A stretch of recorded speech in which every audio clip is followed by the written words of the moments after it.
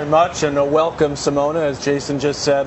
How does that sound right now? It's had a couple of months to settle in. We know you won the French Open alongside Coach Cahill, and now Simona Halep, Wimbledon champion.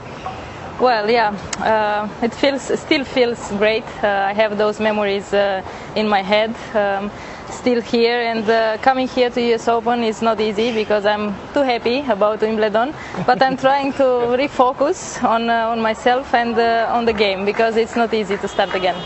Let's go to a couple of the highlights of that final with Serena, because a lot of people said this was one of the best, including Chris Evert, who's here, by the way, and commentated that match, that maybe one of the best matches you ever played. How did you assess it? Definitely my best match ever. I was moving very well on court, and I was also hitting the ball very strong. I felt great, and I felt like I cannot lose that match. Well, to beat Serena Williams on grass, and also to make 4 errors in that match, and the match lasted under an hour. I mean, you annihilated her, and it just must have been a great feeling for you. Yeah, the best feeling, and to win against Serena on a grass court and final of Wimbledon, it's pretty huge. So I'm really pleased with my performance there. What about going home to Bucharest? Another big party, I guess. Yeah, you live in Constanța, and if you explain to people, Constanța is about 2 hours away, 2 hours from Bucharest. What about going back to your hometown? Yeah, I live in Bucharest because of the tennis, and when I went home in Constanța, everyone was on the streets, about 10,000, 15,000 people, and it was pretty emotional because it's first time when I go home to celebrate in Constanța. Normally I do it in Bucharest, so it was pretty special, and I had all my cousins there, all my family. So and there are lots of Haleps, right? Yeah, lots of Haleps. we are many. The stadium, though, didn't I see a? That was in Bucharest before. Oh my God! How many people were there? 30,000. 30,000. This year, yeah. Last year were about 20-25, and this year were 30. The impact was much bigger. Imagine if you win this one, the US Open, it would be up to 40,000. If I win US Open, Mr. Cahill said that he's coming to celebrate with me. I said because I missed the French Open one, and obviously I wasn't part of the team for the Wimbledon one, but I said if she wins another major, I'll fly wherever to come back and celebrate. You know, I want to ask you about, I know Darren's not your coach now, Simona, but when we worked with you, you guys had some ups and downs. I think it's particularly what happened in Miami. And I know there was sort of a meeting that you two had. Give us your perspective on what happened then and how this was before you won your French Open. Yeah, first I would like to ask you if we can share him for the next year. Okay. That's not my decision, but you know.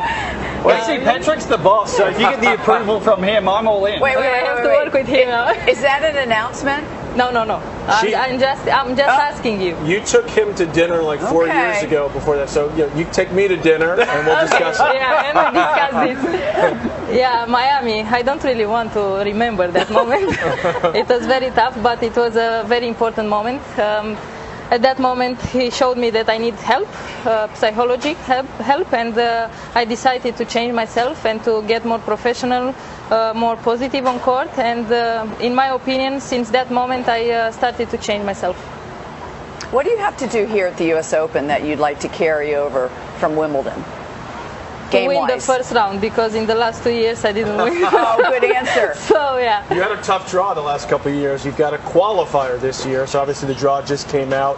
You're in the same half of the draw as the top seed, Naomi Osaka. You're the 4 seed, so how much do you think about the draw overall going into the tournament? Not at all about the next opponents, just the first one is important. I did this in the best tournaments that I played, French Open and Wimbledon, so now I'm trying to keep the same thing. I will take just the first round to win it, and then I will think for the next one. I think one of the most amazing things about Romania is how passionate they are about their sports, and especially tennis. And I know you're coming into this year, Grand Slams was your focus, but also Fed Cup. And you guys got so close in the Fed Cup, losing in the semi-finals. How emotional was that? I was depressed after that match, losing the doubles. I'm not a doubles specialist, but I tried everything to win that match, but we couldn't. So I was very down, and that's why maybe I got motivated after to play better, and that's why I played my best tennis in Wimbledon. I worked hard after Fed Cup, but yeah, it was my dream to play final of Fed Cup. Didn't work, so now we'll see. I got to tell you that, as Darren said, I mean, there's Romanian fans all over the place. We've seen them follow you all over the world. I was on a little family vacation last week in Italy, in Tuscany, and I went to this tiny little club that had 2 clay courts, 1 artificial grass court. and the people running the club, I thought they were Italian because they were speaking to me in Italian. They were Romanian, a whole family. They were pretty excited about what happened at Wimbledon. Yeah. The impact was huge in Romania, and we have Romanians everywhere.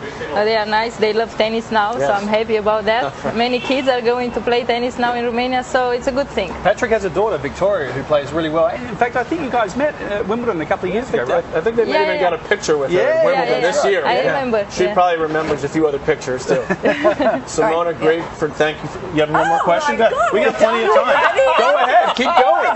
Simona's relaxed. She's here. Go ahead. No, I just want to know. You won Wimbledon. How hungry are you this tournament? Because sometimes it can be a blessing or a curse when you win a Grand Slam going into the next one. How hungry are you now? Or for me personally, it's tough after I win a big tournament. It was tough last year after French Open. It's tough this year after Wimbledon because emotionally I'm a little bit flat after.